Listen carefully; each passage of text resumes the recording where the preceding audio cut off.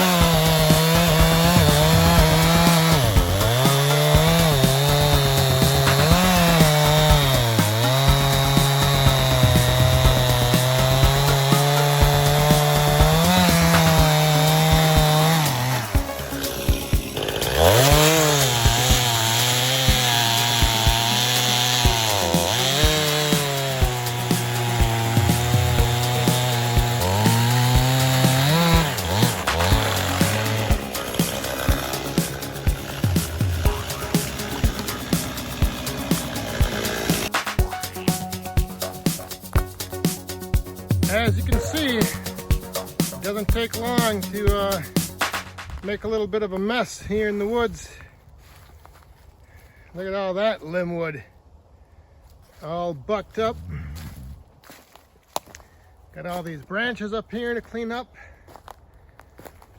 Got a little bit more limb wood in here, a little bit more back there. I got a pile right there started of like just scraps and junk wood that I can use in the fire pit.